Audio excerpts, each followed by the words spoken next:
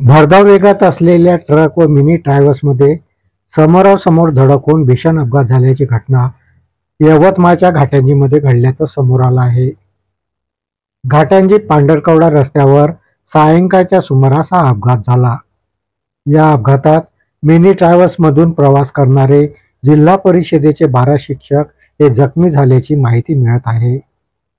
अपघातग्रस्त mini travels ही पारवा परिसरातील जिल्हा परिषद शाळेतील शिक्षकांना घेऊन यवतमाळकडे येत असताना घाटंजीजवळ ही घटना घडली. घाटंजी परिसरातील जिल्हा परिषद शाळेत कार्यरत असलेल्या शिक्षकांना यवतमाळ येथून ने-आण करण्याचं काम ही मिनी ट्रॅव्हल्स करीत होती. घाटंजी मार्गे पांढरकवड्याकडे जाणाऱ्या भरधाव ट्रकने या मिनी ट्रॅव्हल्सला समोरासमोर धडक दिली व अपघात झाला. या अपघातामध्ये जखमी झालेल्या शिक्षकांना उपचारार्थ रुग्णालयात हलविण्यात आले आहे.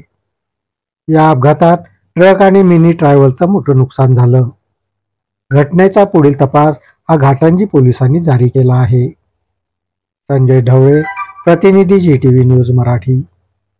गाडी आहे ती यवतमाळवरून मंगी सावंगी अपडाऊन करतात. यामध्ये सगळे टीचर लोक अपडाऊन करत असतात. किती लोक राहते सर गाडीमध्ये? साधारणतः 20 लोक, 20-22 लोक